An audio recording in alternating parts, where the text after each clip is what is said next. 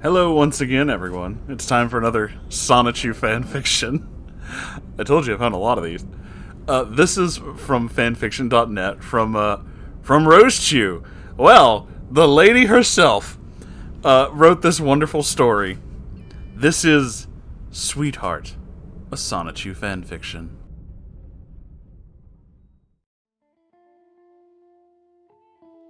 Disclaimer. I do not own any of the characters mentioned in this story. It was only 2 weeks after Ivy's true intentions were revealed. Chris Chan lay face down on his bed in a dreary Sunday evening, with his Rosechew medallion clutched fiercely between his fingers. Everything he'd come to know and trust was crumbling around him. Ivy, his true and honest sweetheart. How could she have been a lie all this time? The pink hedgehog medallion felt smooth in his hand.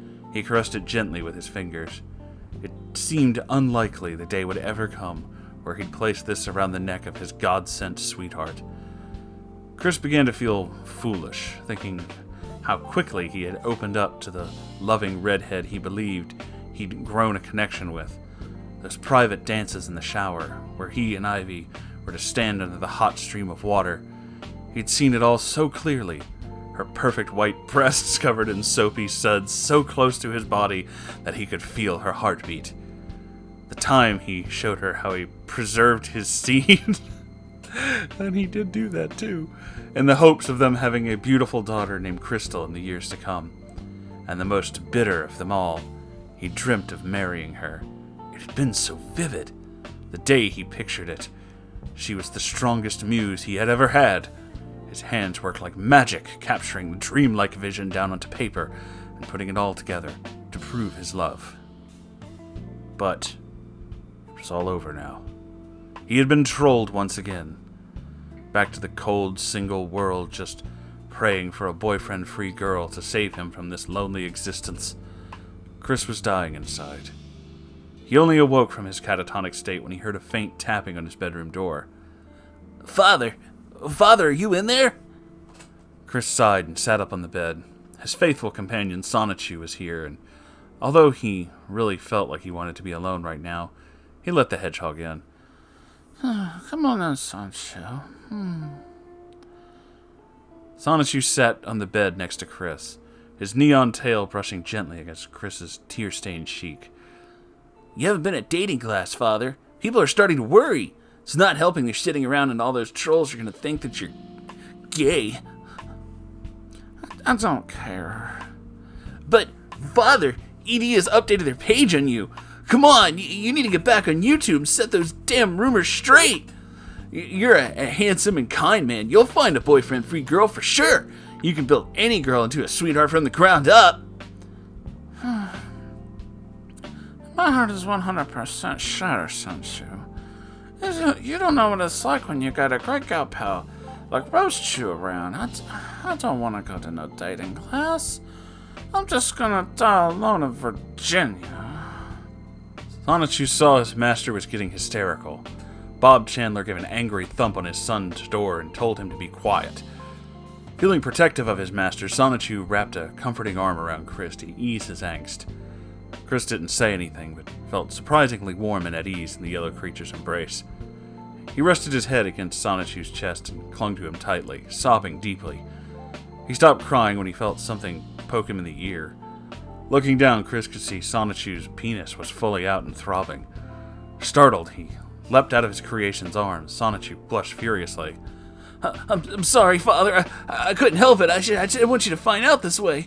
I've been scared to tell you because I know how you feel about the gays, but I've been hopelessly in love with you for so long.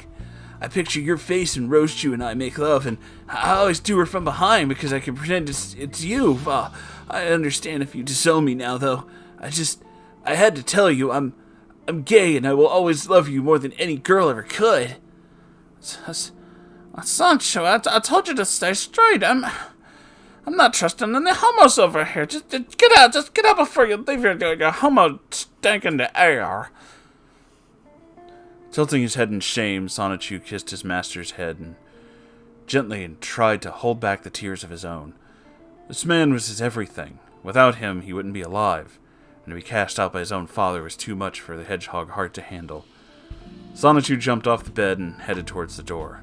Suddenly, he felt a tight grasp on one of his ankles. Chris-chan had leapt across the floor and was clinging to his feet in desperation. Sonichu, I'm sorry. It's okay to be gay. Just don't ever leave me. That hurt more than Clackcash peeing on my grave. Sonichu held Chris's face in his hands, looking lovingly into his master's eyes. Father, I never thought you'd accept me. And pressed his lips against his. Chris was shocked. He'd never been kissed before. It was unusual, but nice. Sonichu's tongue wormed its way into Chris's mouth and caressed his tongue with tender gentleness. I didn't know that this is where the story was going. Sonichu's fur felt soft and gentle. Chris ran his hands up through the hedgehog's sun-kissed fur, which was gently matted by his tears from earlier. The creature's erection was harder than ever. Shyly, Chris reached his hand down and touched it gently. Whoa, Chris, I know you're a virgin. Are you sure you want to do this? He was concerned. While Sonichu himself was an expert... Sonichu himself was an expert hedgehog lover through his many years with Rosechew. His master was uncharted land, and he didn't want to explore his dark valleys and venture through his fruitful forests unless it was truly the right time. That's our Sonichu, just... Yeah, I don't want to be a virgin no more. He darted up behind his master, pulling down his jeans to reveal his diaper-covered ass. Oh, God. It was hairy, just like he'd seen in the photos. But a little fur was hardly going to turn a hedgehog off. He yanked the white, absorbent garment off to reveal Chris's bare behind, flinging it across the room. Sonichu gazed with lust between the hairy, pale-ass cheeks. It's okay. It's good. It means this'll feel easier for you. Sonichu positioned his yellow cock right by Chris's asshole. Oh my God, I can't believe this is real.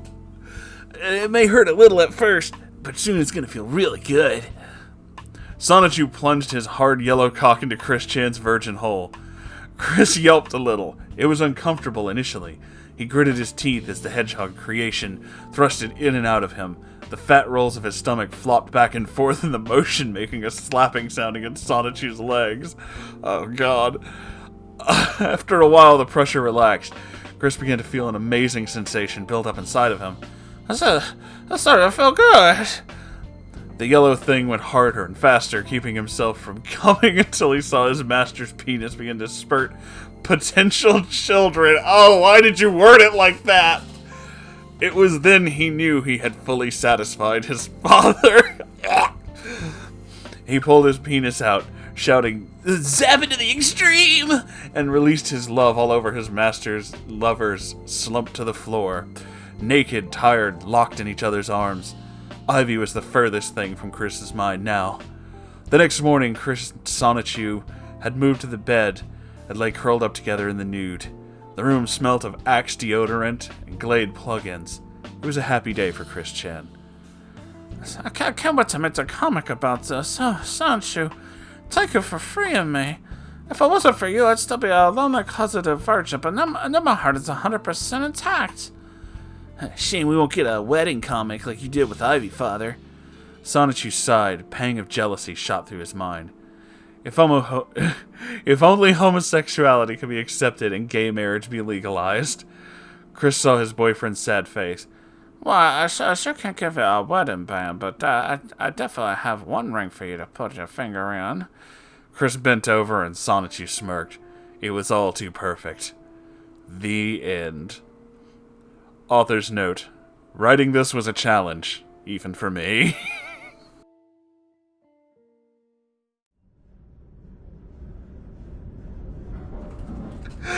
I was not expecting that was where this was going. I'm sorry. Holy shit, Rosechew. Why? Oh my God, that was incredibly strange, but whoever said fanfiction was a safe place. Well, that's it for this episode. I'll let you guys deal with whatever horrible imagery is now stuck in your minds. Have a wonderful evening. I assume it's evening. Whenever you're listening to this, make sure you like, comment, subscribe, because after this, I think that would be just fine. I have a Ko-Fi and a merch store if you'd like to support this channel so I can keep doing this, and if you'd like to send me stories, you can do that by going to r/Moonhorse Stories and submitting them there. I'll see you guys in the next episode. Goodbye, everybody.